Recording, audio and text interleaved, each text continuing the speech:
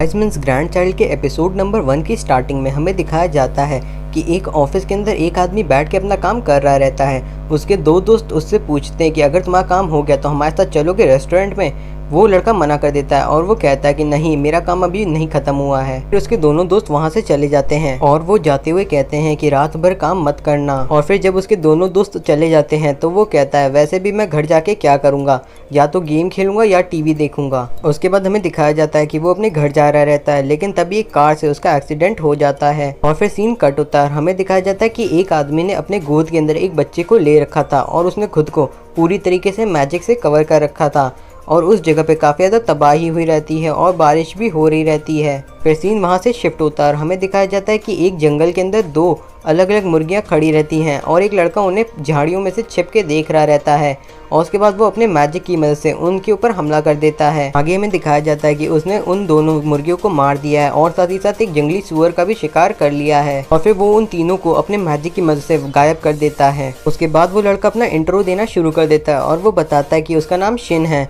और वो इसी जंगल के अंदर रहता है अपने ग्रैंडफादर के साथ। आगे वो लड़का बताता है कि उसे उसकी पुरानी जिंदगी लेकिन याद है कि उसके अंदर वो एक अर्थ नाम के प्लैनेट के ऊपर रहता था और उसे उसकी काफ़ी सारी चीज़ें भी याद हैं अच्छी तरीके से। और फिर दौड़ते हुए वो लड़का अपने घर तक पहुंच जाता है और वहाँ पे उसके ग्रैंडफादर दरवाज़ा खोलते हैं और वो अपने ग्रैंडफादर का नाम मर्लिन वॉरफर्ड बताता है। और वो आगे बताता है कि वो अकेला ही बचा था अपने विलेज के अंदर जिसके ऊपर एक डीमन ने हमला किया था, तो उसके दादाजी ने उसे बचाया और उसको अपने घर के अंदर शरण दी। फिर उसके दादाजी कहते हैं कि शिन, दिखाओ मुझे कि तुमने आज किस चीज का शिकार किया है। शिन अपने मैजिक की मदद से उन तीनों जानवरों को बाहर निकाल देता है और उसके दादाजी देख के कहते हैं कि बहुत अच्छे शिन, बहुत सही। और उसके बाद आगे शिन बताता है कि इस दुनिया और जिस दुनिया से में वो पहले रहता था उस दुनिया में बस एक ही अंतर है कि इस दुनिया के अंदर मैजिक एग्जिस्ट करता है। आगे शिन के दादाजी कहते हैं कि चलो शिन, मुझे दिखाओ अपना फायर मैजिक। और फिर शिन अपना मैजिक इस्तेमाल करना शुरू कर देता है और वो काफ़ी ज़्यादा बड़ी सी आग को लगा देता है। फिर शिन बताता है कि जिस दुनिया में वो पहले रहता था वहाँ के लोग काफ़ी ज़्यादा अजीब मैजिक स्पेल्स का इस्तेमाल करते थे। शिन के दादाजी फायर मैजिक को देख के काफ़ी ज़्यादा खुश होते हैं और शिन को शाबाशी देते हैं। और फिर वहाँ पे हमें एक बूढ़ी सी औरत को दिखाया जाता है जो कि काफ़ी ज़्यादा गुस्से में रहती है।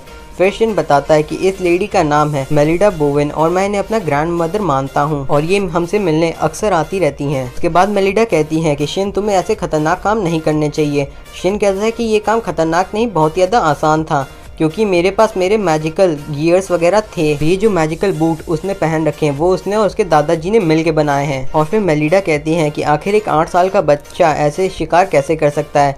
शिन कहता है लेकिन मैं तो ऐसे ही करता हूँ। उसके बाद 2 साल का टाइम स्किप होता है और हमें दिखाया जाता है कि शिन अब 10 साल का हो चुका है और वो अपने दादाजी के साथ जंगल में घूम रहा है। शिन के दादाजी उसे बताते हैं कि वो लोग जा रहे हैं एक डीमन का शिकार करने जो कि एक भालू है। उसके बाद शिन कहता है कि आखिर एक डीमन होता क्या है, तो उसके दादाजी बताते हैं कि हर लिविंग क्रीचर के पास अपना खुद का मैजिक होता है और जब कोई क्रीचर अपना मैजिक के ऊपर से कंट्रोल खो देता है तो वो एक डीमन बन जाता है। यहाँ तक कि अगर एक इंसान भी अपने मैजिक से कंट्रोल खो देता है तो वो भी एक डीमन में बदल जाता है। आगे शिन कहता है कि एक बार ऐसे ही हुआ था और एक इंसान डीमन में बदल गया था और उसने लगभग पूरी की पूरी कंट्री को तबाह कर दिया था, तो आपने ही उसे रोका था, है ना दादाजी, और आप एक हीरो है ना। फिर शिन के दादाजी उसे अपना सर्च मैजिक दिखाते हैं जिनकी मदद से वो किसी भी लिविंग क्रीचर को महसूस कर सकते हैं, चाहे वो कितना भी दूर क्यों ना हो। उसके बाद उसके दादाजी उसे बताते हैं कि इस मैजिक को करना काफ़ी ज़्यादा मुश्किल होता है और अब इस मैजिक को करने की कोशिश तुम करो। और शिन करना शुरू कर देता है और वो पहली बार में ही उस मैजिक को कर लेता है। उस मैजिक को यूज़ करने की वजह से शिन सारे के सारे जानवरों को महसूस कर पा रहा था और शिन के दादाजी कहते हैं कि मुझे पता था कि ये कर लेगा, लेकिन पहली बार में ही कर लेगा ये मुझे नहीं पता था। उसके बाद शिन अपने दादाजी से कहता है कि मैंने उस डीमन को ढूंढ लिया, मैं उसे महसूस कर पा रहा हूँ। और फिर वो दोनों दौड़ते हुए उस डीमन तक पहुंच जाते हैं और उसके बाद हमें उस डीमन का पहला लुक दिखाया जाता है और वो डीमन काफी ज्यादा खतरनाक दिख रहा रहता है। और शिन कहता है तो अच्छा, एक डीमन ऐसा दिखता है। और उसके बाद शिन अपनी तलवार को निकाल लेता है और अपनी तलवार के ऊपर एक मैजिक इस्तेमाल करता है जिसका नाम रहता है अल्ट्रासोनिक वाइब्रेशन।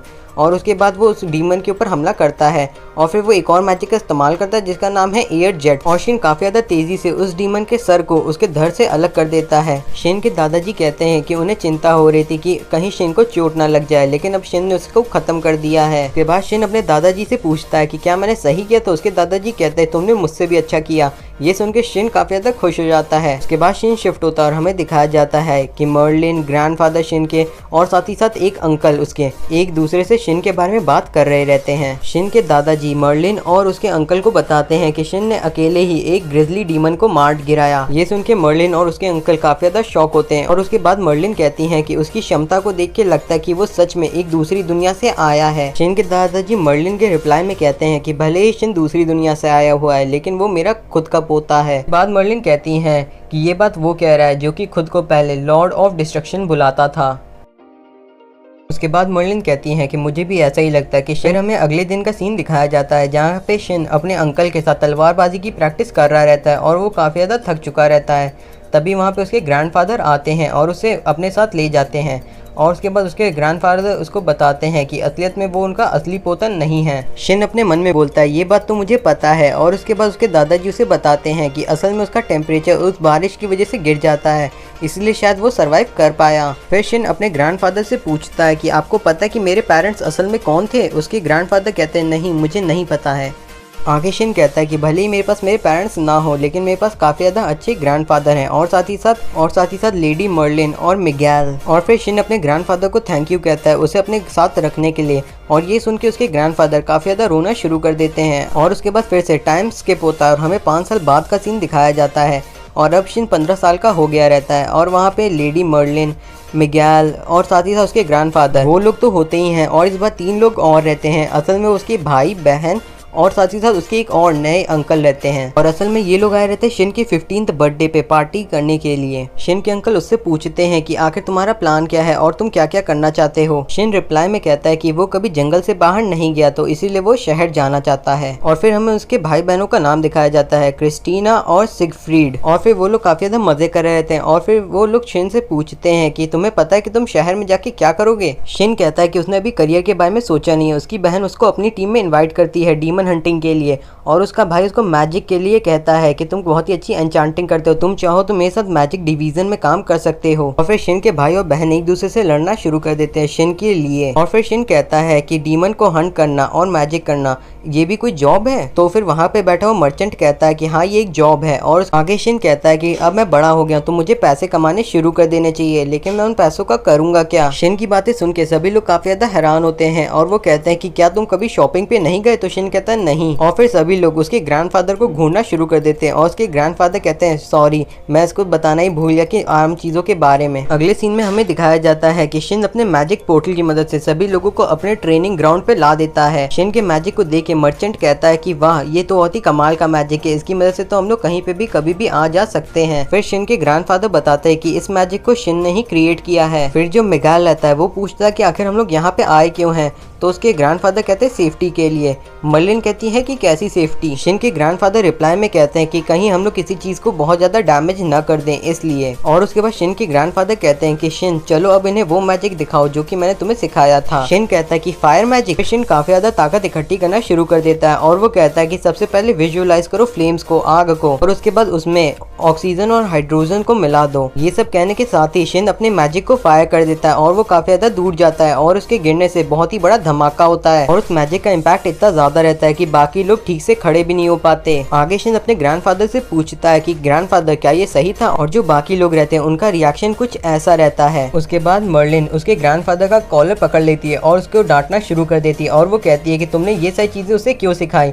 तो वो जवाब में कहते हैं कि मैं तो बस देखना चाहता था कि मेरा ग्रैंडसन क्या क्या कर सकता है। मर्लिन शिन के ग्रैंडफादर को डांटने के बाद शिन को भी डांटना शुरू कर देती हैं। फिर सीन वहाँ से कट होता है और हमें दिखाया जाता है कि वो लोग वापस से अपने घर के अंदर आके बैठ गए हैं। शिन की सिस्टर कहती है कि हम लोग शिन को इतनी ज्यादा ताकत के साथ शहर जाने नहीं दे सकते क्योंकि वो अपनी ताकत से तबाही मचा सकता है और जो दूसरे देश रहेंगे वो शिन को अपनी तरफ करने की पूरी कोशिश करेंगे। उसके बाद शिन के अंकल कहते हैं कि तुम चाहो तो वहाँ के मैजिक स्कूल को ज्वाइन कर सकते हो, इससे तुम्हारी ताकत का किसी को भी पता नहीं चलेगा। अंकल की बातें सुन के शिन के ग्रैंडफादर कहते हैं कि कहीं तुम शिन का इस्तेमाल मिलिट्री में तो नहीं करना चाहते। तो जो उसके अंकल रहते हैं वो कहते हैं कि नहीं, मैं शिन को अपना खुद का नेफ्यू मानता हूँ तो मैं ऐसा कभी भी नहीं करूंगा। और मैजिक अकेडमी में शिन को अपने जैसे ही उम्र के काफी सारे बच्चे देखने को मिल जाएंगे। उनके ग्रैंडफादर शिन से पूछते हैं कि क्या तुम वहाँ पे जाना चाहोगे, तो शिन हाँ कहता है। आगे शिन के अंकल कहते हैं तो ठीक है, मैं वहाँ पे सारी की सारी तैयारी करवा देता हूँ, लेकिन जो मैजिक अकेडमी है उसके अंदर इन्फ्लुएंस नहीं काम करता, तो तुम्हें मैं जरा सा भी फेवर नहीं कर सकता। वैसे भी मुझे लगता है कि तुम्हें फेवर की कोई भी जरूरत नहीं होगी। इसके बाद शिन कहता है कि आप ये सब करवाएंगे कैसे, तो वो कहता है क्योंकि वो मेरा देश है और मैं वहाँ का राजा हूँ। आगे वो शिन को अपना पूरा नाम बताते हैं, डीसीएम वॉल अर्शिड। शिन ये सुन के काफी ज्यादा हैरान होता है कि वो किंग है। उसके बाद शिन की बहन कहती है कि वो डीमन स्क्वाड की कैप्टन है और उसका भाई बताता है कि वो मैजिक डिवीजन का लीडर है। ये दोनों बातें वो लोग कहने के बाद लड़ना शुरू कर देते हैं एक दूसरे से। फिर मिगेल बताता है कि वो एक वॉरियर था आज से कुछ साल पहले, लेकिन अब वो रिटायर हो चुका है। शिन इन सभी चीजों के बारे में सुन के काफी ज्यादा हैरान था। फिर शिन पूछता है किंग से कि आखिर आप मेरे दादाजी को कैसे जानते हैं। फिर किंग एक कहानी सुनाने लगता है कि कैसे उसके देश के ऊपर आज से कुछ साल पहले डीमोनॉइड का हमला हुआ था और उनसे लड़ने के लिए उन्होंने मैजिक एकेडमी के अंदर काफी सारे बच्चों को ऐड किया था और एक स्क्वाड बनाई थी जो कि डीमोनॉइड से लड़ती थी, और मैजिक एकेडमी की उन्हीं बच्चों में किंग भी शामिल था। लेकिन एक बार वो बैटलफील्ड के अंदर फंस जाता है और उसके ऊपर एक डीमोनॉइड हमला करने वाला रहता है।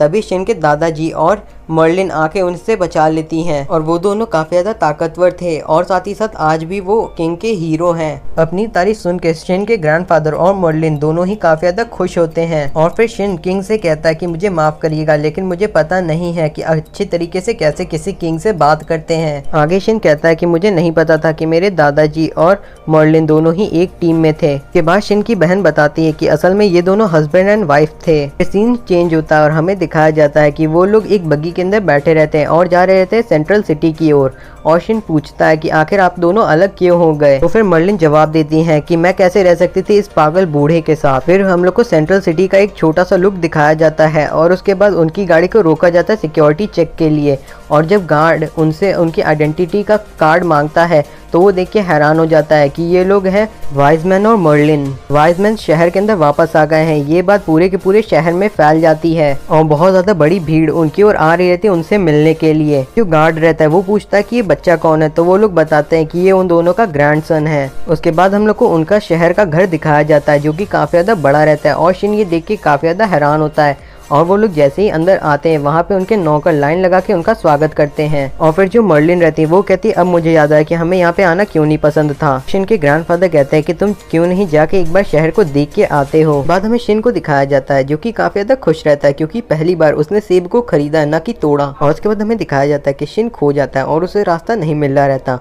और वो देखता है कि दो लड़कियों को तीन लड़के मिलके परेशान करे रहते हैं। शिन उनके पास जाता है और कहता है कि लड़कियों को परेशान करना बुरी बात होती है। तभी वहाँ पे वो तीनों एक साथ आ जाते हैं और वो कहते हैं कि हम लोग लड़कियों को परेशान नहीं कर रहे हैं, हम लोग तो उनको डीमन से बचाते हैं। शिन कहता है कि इसे प्रोटेक्ट करना नहीं कहते, तुम लोग तो सिर्फ और सिर्फ कुछ बेवकूफ़ हो जो कि लड़कियों को परेशान कर रहे हैं। उसके बाद शिन कहता है कि लगता है मुझे तुम लोग को सबक सिखाना होगा। ये सुन के वो तीनों काफी ज्यादा गुस्सा हो जाते हैं और शिन के ऊपर हमला करने की कोशिश करते हैं। पहले हमला करता है उसको तो शिन एक ही मुक्के में लिटा देता है और उसके बाद वो उन तीनों का हाल भी बिल्कुल वैसा ही करता है। आज शिन उस लड़की से पूछता है कि तुम लोग ठीक तो हो ना, तो वो लड़की कहती है हम लोग तो ठीक है, लेकिन तुम तो ठीक हो ना, उस आदमी के पास तो चाकू था और वो तुम पे उससे हमला करने वाला था। शिन कहता है कि तुम्हें चिंता करने की जरूरत नहीं है, किस्मत अच्छी थी मेरी कि उसको चाकू चलाना आता ही नहीं था। फिर शिन उस ब्लू बालों वाली लड़की को देखता है और उसे देख के शिन शर्माना शुरू कर देता है। आगे शिन कहता है कि ये लड़की तो काफी ज्यादा क्यूट है। और हमारा पहला एपिसोड यहीं पे खत्म हो जाता है। मेरी इतनी मेहनत के लिए आपका चैनल को सब्सक्राइब करना तो बनता है और मैं मिलता हूँ आपसे इसके अगले एपिसोड।